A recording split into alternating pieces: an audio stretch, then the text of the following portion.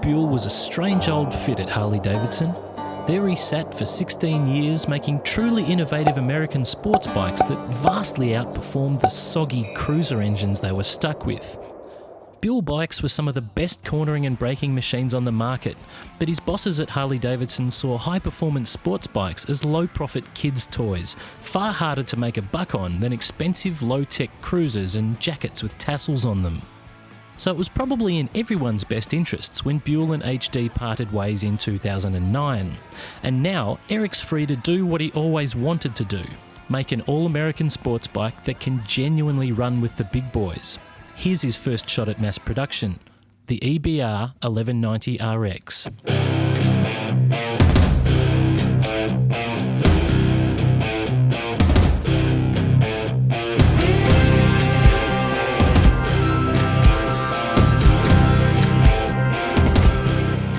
Let's play Spot the Buellisms. There's that signature giant rim-mounted front brake disc, this time using an inside-out 8-piston caliper and a bizarre set of cooling fans designed to funnel bees directly into your brake pads. Is the fuel stored in the frame? Yes sir it is, and it's a true monocoque frame at that. Is the oil in the swing arm? Not this time. There's no underslung exhaust either.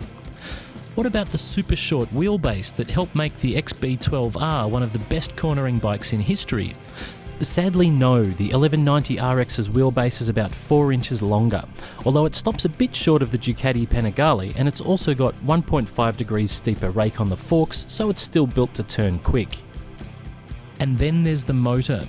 The 1190cc V-twin motor is an evolution of the Rotex one used on the old 1125, but it's now produced entirely by EBR in Wisconsin. If you ask me, that engine's a step in the right direction. Let's compare it to the Ducati Panigale, because those are the only two V-twins on the World Superbike grid. On paper, the Panigale's got 6 more horsepower than the EBR. Game over, right? Well, on the road, it doesn't quite work that way. Let me show you what I mean.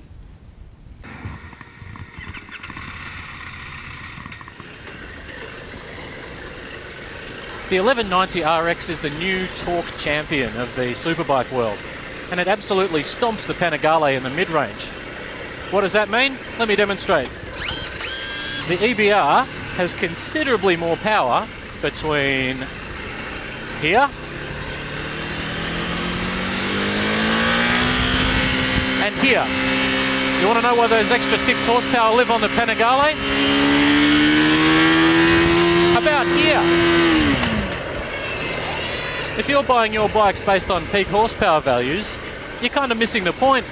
6 horsepower extra might be nice, but you got to work bloody hard for it if they stick it right up the top of the rev range. It's totally irrelevant on the road. But even if it's a bit friendlier than the Ducati, make no mistake, EBR stands for Erik Buell Racing, not Erik Buell piss-farting about on the road. It doesn't make much of a commuter. For starters, it's hilariously overgeared for city riding. You can't get out of first gear till 40, 50, 60 k's an hour. So you're riding the clutch the whole time. But the clutch is about the heaviest thing I've ever felt on a street bike. It's absolutely ridiculous. 20 years of internet usage haven't strengthened my forearm enough to deal with this lever. I understand that torquey bikes need heavy clutches, but does it really have to be this heavy? Then there's the riding position. Sort of bum up, head down, weight on the wrists as you'd expect, which is great out in the twisties, but not so good when you're stuck behind a Nissan Micra. In fact, pretty much the only concession to city riding that this bike makes are these fold-in snap-back mirrors, which actually make this a really nice bike to lane split on. But otherwise, riding the EBR around town is a little bit like grooming your undercarriage with a belt sander.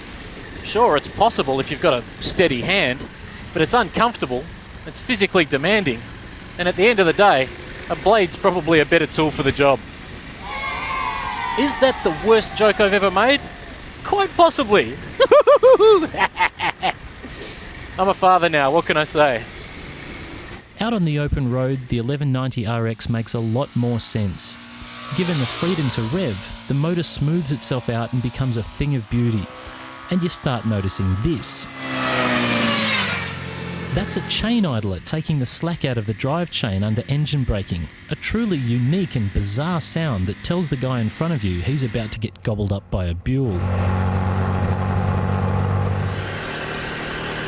That front brake might have a bunch of noodles hanging off it, but it delivers absolutely ruthless stopping power in the twisties. We're talking 2-finger stoppy time. It also saves a whole bunch of weight off the front wheel, which is supposed to reduce the gyroscopic effect and make this bike easier to switch from side to side. Is it easy to switch from side to side? Yeah! Is it because of the reduced weight on the front wheel? Buggered if I know. To be honest, most superbikes these days switch from left to right pretty quickly. It really seems to me that it's more about what tyres are on the bike that particular day than anything else. Still, this thing is an absolute hoot to punt through a twisty road, I can tell you that much. Now we've got to give this bike a few bonus points for having a truly un-American degree of fuel efficiency. We regularly saw figures like 3 to 5 litres per 100 kilometres on the freeway, and our total fuel usage was around 6.5 litres per 100 kilometres. For reference, the Aprilia RSV4 uses between 8 and 10 litres per 100 kilometres, making this bike almost twice as efficient. That's crazy. George W. Bush is rolling over in his grave and he's not even dead yet. So there you have it. It goes like someone's holding a Bunsen burner under its ball bag. It stops as hard as anything else on the market without ABS. It steers like you're holding the front axle right in your hands. It's got a butte headlight, sweet big piston forks and a nice colourful dash, although you need a proctology degree to get to the buttons while you're riding. And it's so track focused that even your pillion gets knurled metal foot pegs. Perhaps the most remarkable thing about this bike though is just how unremarkable it is. For the first mass production bike out of a new small factory, it fits right in with the competition. Sure, it's not as commuter friendly as the BMW or as trouser foamingly gorgeous as the Ducati, but it's right there in the mix. It's got its own sense of style. It comes with a free slice of apple pie. And I think it might be snooping on my phone calls and emails.